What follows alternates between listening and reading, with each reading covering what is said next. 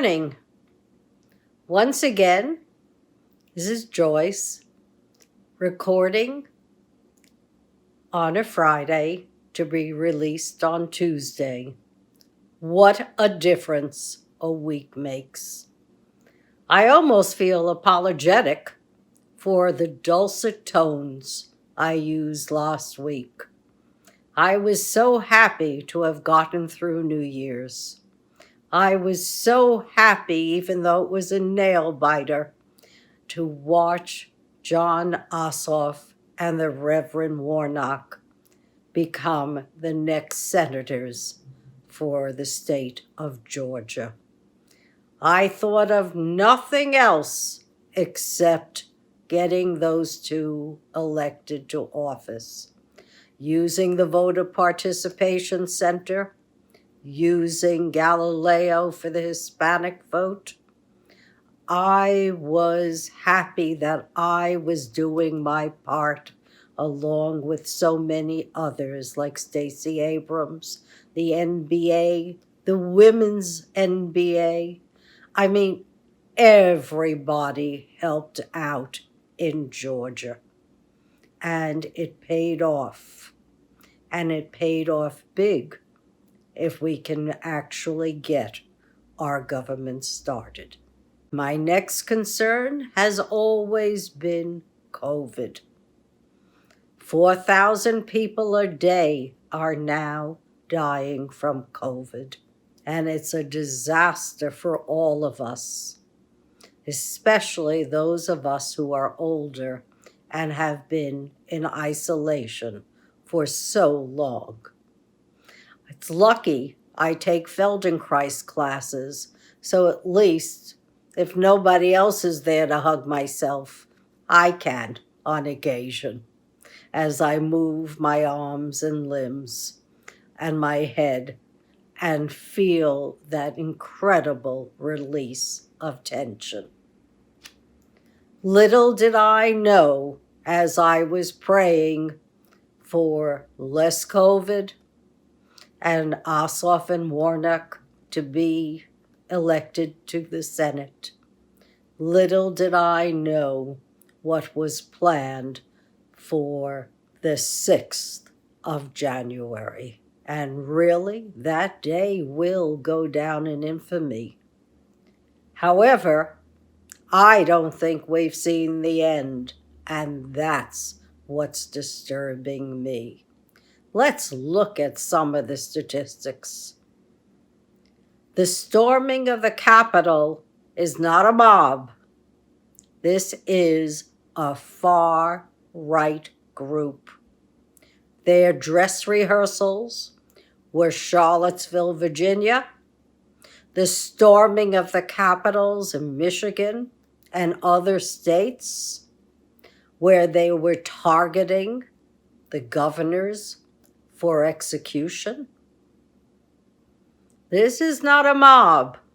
This is a far-right terrorist group, and it is being incited by our president, Donald Trump. If I was reading an espionage novel, I couldn't have gotten it any better. This is high-level stuff. We've had cybersecurity breaks, and all of the software seems to go right back to Russia. People made nonsense of the Mueller report. Well, when I read it, I thought it was the most important thing I've ever encountered, and I had to make a synopsis of it. That's how riveted I was by that book. You can buy my synopsis. It's like reading accurate Cliff Notes, and it's called Shining a Light on the Mueller Report. It's an easy read, and it tells you what I'm afraid of. And what I was afraid of then was interference in our voting systems. And luckily and unfortunately, because of COVID, so many of us skipped the ballot box and did absentee ballots by mail. That must have caused a fit in the White House. The Russians had infiltrated all of our secretaries of states and at least 2 states and several counties in Florida. Don't talk about the far right as protesters or a mob. This is orchestrated. They're incited. Donald Trump's last words to them were, "Hey, I know you're disappointed, but don't worry, our journey has just begun." Well, that makes me really worried, because it means that that super spreader event that defiled our capital, that's not the end of it. Until we round up every last one of them, we're not safe. Until we dismantle all of their internet connections, and some of them have really kind of cutesy names. It's not just Parler. It's something called DLive and Baked Alaska. And where did I read about some of this? Not in the New York Times, but in the Jewish press, the Forward, because we've been following these anti-Semitic groups for years, and we've been warned about them for years. And Angela Merkel over in Germany, she's looking at us very closely because she's looking at her far-right party. And I remember when I was advocating for Macron against Marie Le Pen, I said, you cannot even consider Le Pen. Her roots and her funding go back to Russia. So I wonder, where are these people getting their funding? We know 3% of Donald Trump's followers who are part of the NRA have half the weapons of all the weapons in the country. 150 million of them. We know there is a double standard for Black Lives Matter, who are really peaceful protesters who should one day run for political office and become legislators, just like Warnock. And we know that the police target climate activists.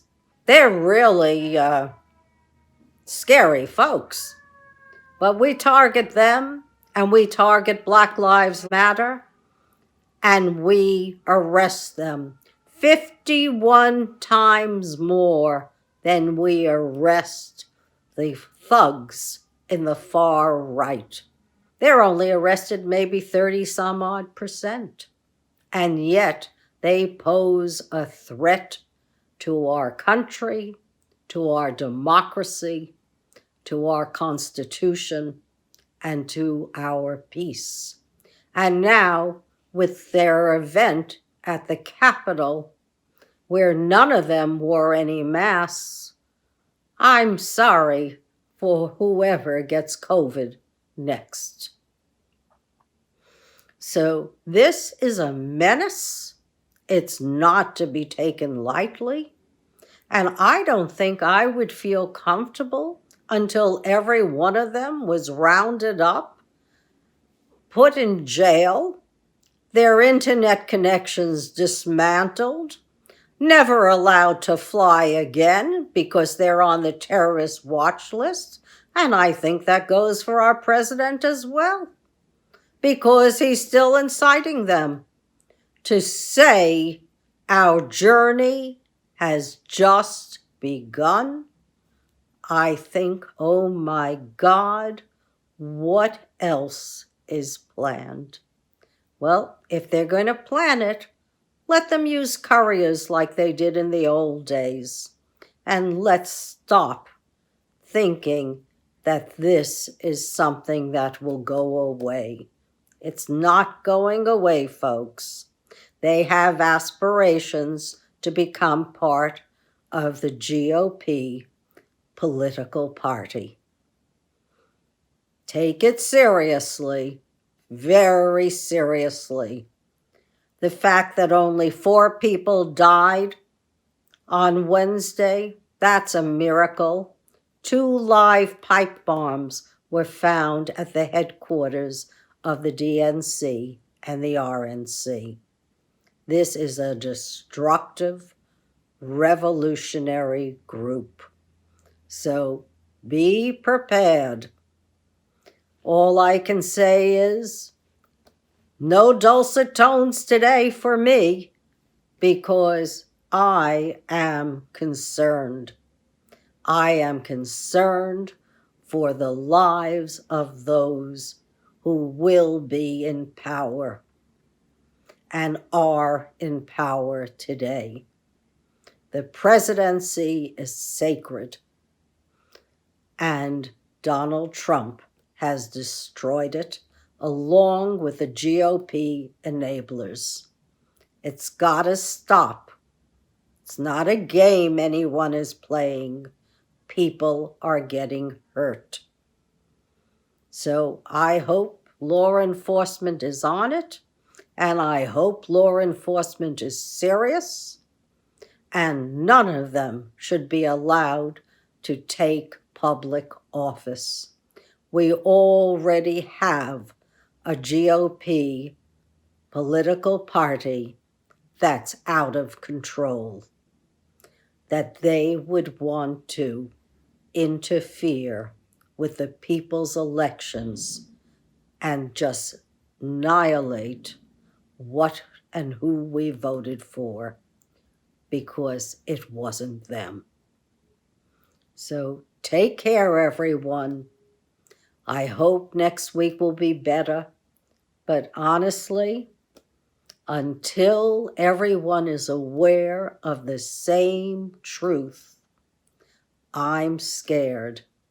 And I think that we should make sure that anybody who is broadcasting today is broadcasting truth and is broadcasting the same message that I read in The Economist, The Guardian, The Financial Times, The Washington Post, The New York Times, and The Wall Street Journal. That's news. The others, they're not news. And we really need to know the facts to protect innocent lives. So God bless you. Take care of yourself. And I know I'm going to be here next week. Join me, and perhaps we will see better days. God bless you, and God bless America. Thank you for listening.